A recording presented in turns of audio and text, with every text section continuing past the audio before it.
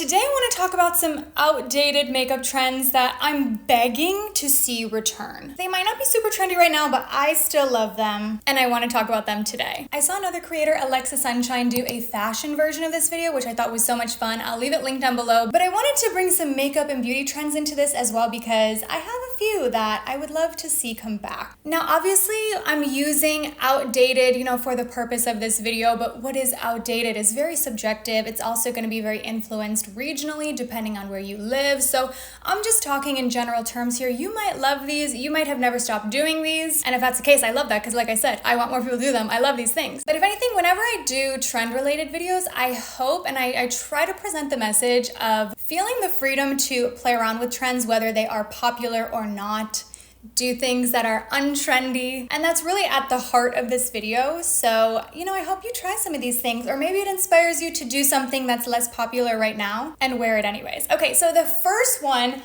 I'm starting off so bold, and maybe I shouldn't start the video with this one because I already know this is going to be the most controversial one that I will be discussing, but hear me out. Let me make my case for this one. I know right away you're gonna be like, absolutely not, but hear me out. It's concealer lips. Okay, now, I know if you're around my age, I'm 30, if you're like around my age or up, you probably have these like dark memories of the concealer lips time. And I do as well. Like, I remember when I was younger, like we were putting literal concealer on our lips. Like we wanted our lips to basically be one with our face. Like you didn't even really see them there.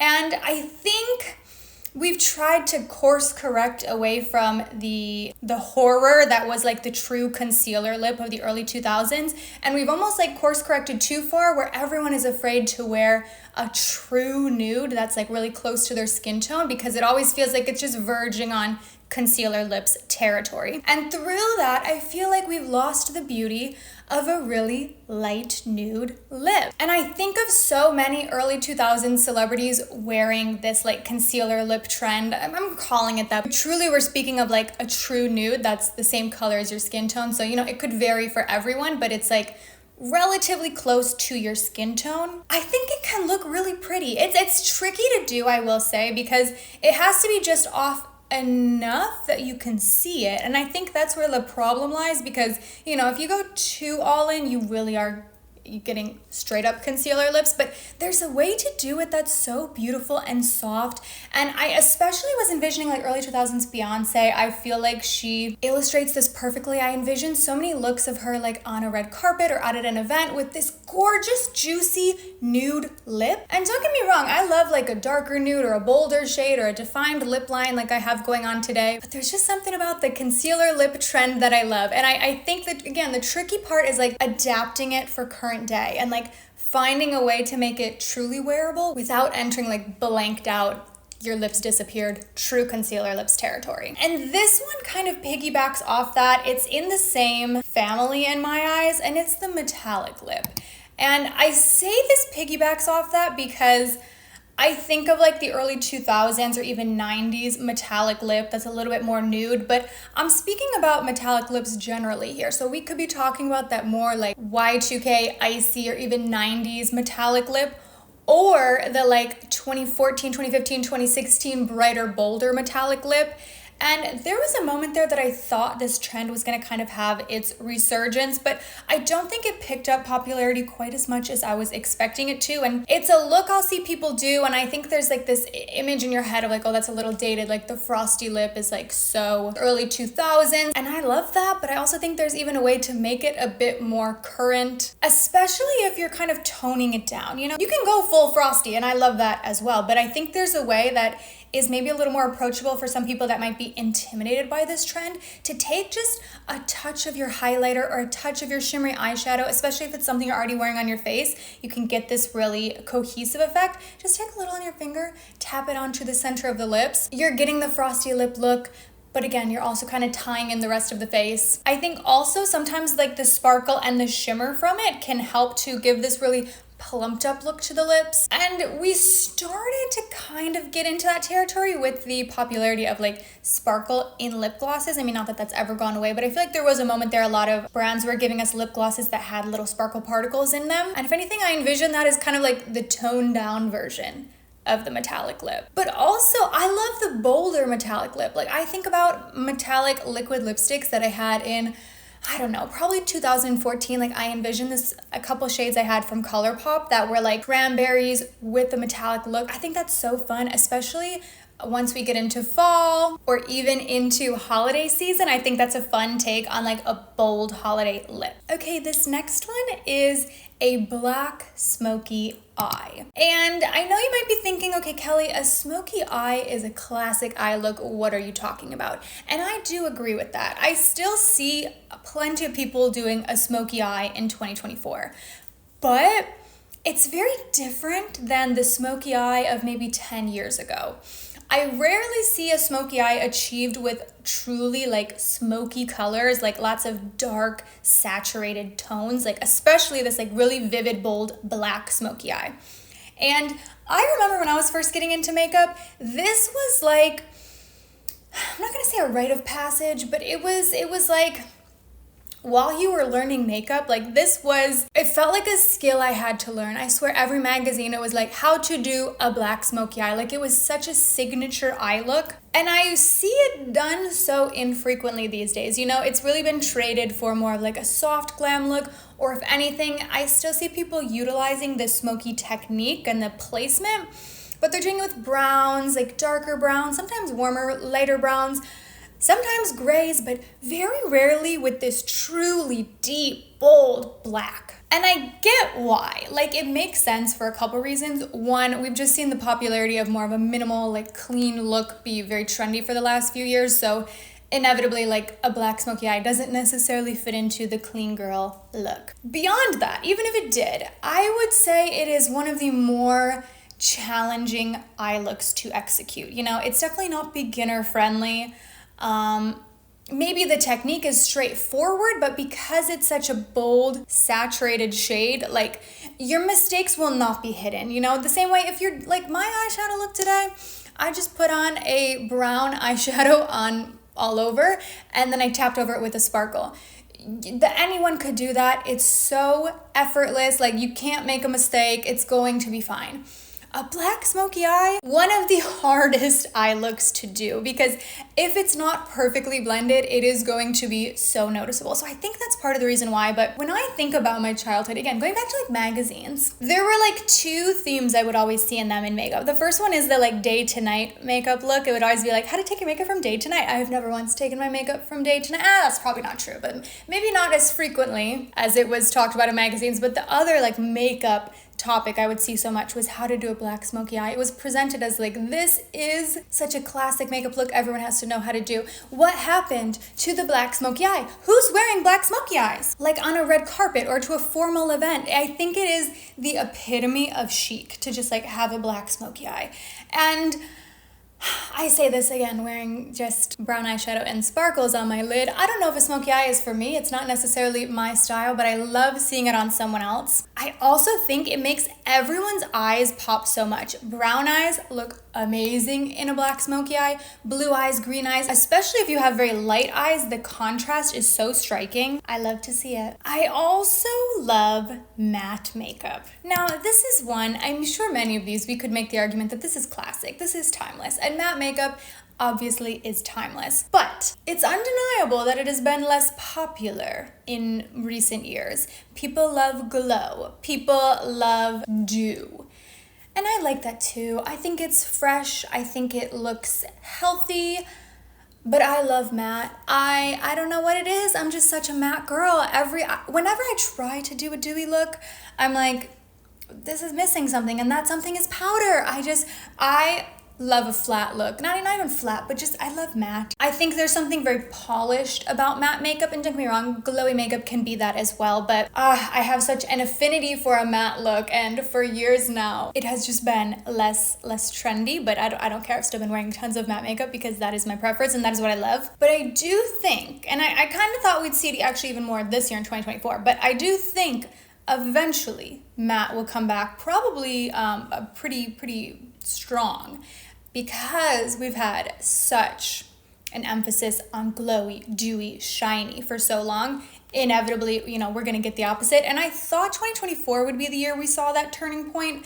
And we have a little bit, you know, I spoke about this in, I believe it was a purchase or past video. I was talking about how so many newer highlighter launches that we've had come out in recent months in 2024 have been more of this diffused glow or this softer look. And they're really even marketing it as that, you know. I know Danessa Myricks has her low lighters, so they're still giving you the glow, but scaling it back a little bit, and we're seeing a lot more foundations giving like semi or like demi matte. So we're going there. We're going there, but not as quickly as I hoped, I guess, because I love matte makeup. I know it's not for everyone though. I know, but I will say I have dry skin.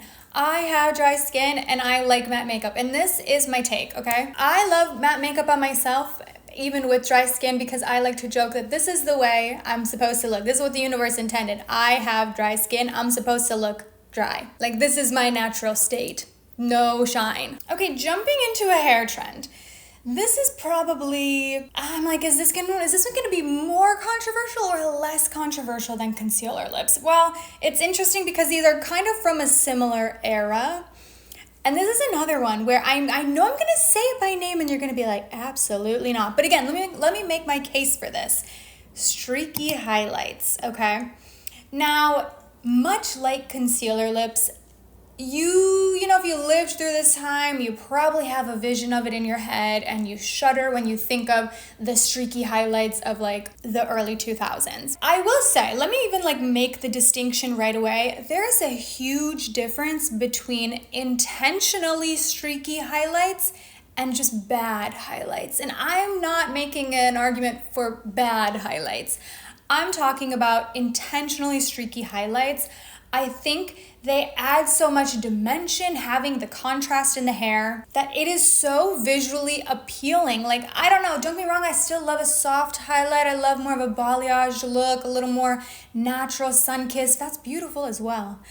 But there will always be such a fond place in my heart for streaky highlights. Whenever I see like a video online or like a photo of someone or even someone in real life with streaky highlights, oh, my heart flutters. I just think it looks so gorgeous. I also think there are a lot of different ways to execute it, whether that's like doing more of the contrast through the low lights, maybe bringing in some color, like letting the colors streak through a little bit. I also think you can do a more subdued version of it. You know, you can take elements of the streaky highlight look without going full on like stripe, stripe, stripe. I just think there's something about that really, really dramatic contrast between the very light pieces and the very dark pieces that is so striking. And when done well, you know, when done well being the key phrase there, because it's not always. It can be beautiful.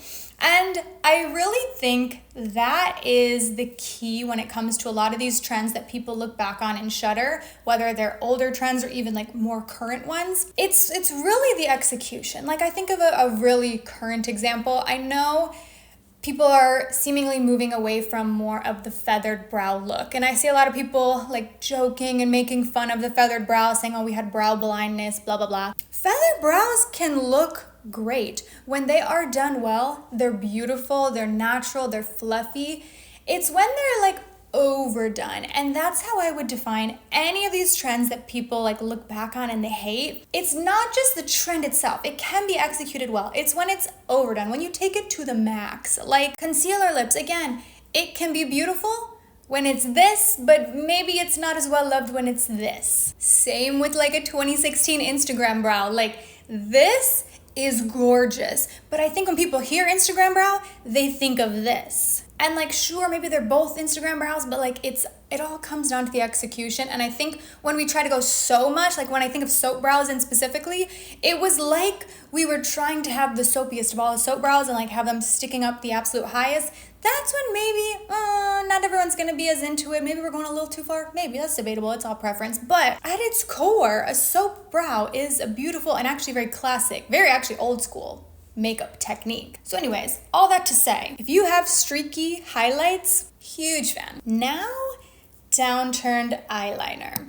This is one I have been talking about in a lot of videos lately. I have been loving downturned eyeliner, and When I think of this and I speak about this trend in particular, I'm envisioning more of like a 60s makeup look, like Twiggy, Diana Ross. The makeup is really complementing a very rounded shape to the eye, and the eyeliner is emphasizing that with this slight downturn, and it's stunning. Now that's not to say there aren't people doing downturned eyeliner. Downturn look is definitely more popular in Asian beauty trends. I implore you, if you've never tried it, try it. Just the tiniest little downturned wing and see what you like.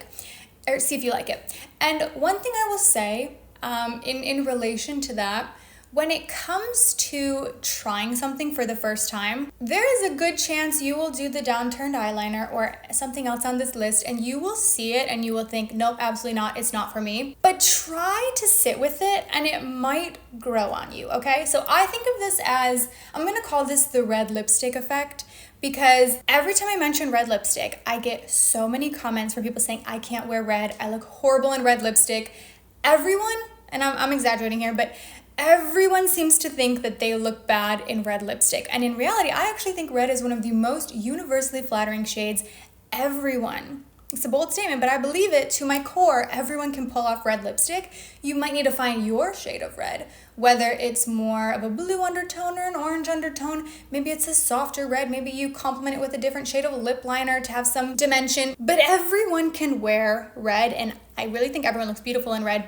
But so many people think they can't wear red because they're just not used to seeing it. So if you're used to seeing yourself in makeup like I'm wearing like this every single day, you put a red lip on, you're gonna look in the mirror and think, no, I hate this, because your eye is gonna go to it. You're so used to the way your face normally looks that the red feels jarring in comparison. But sit with it. Try to wear the red lip today, tomorrow, for a couple days, and then decide. Maybe you'll still say, not for me, but try it. Try that for the downturned eyeliner. Maybe you wanna try the concealer lips.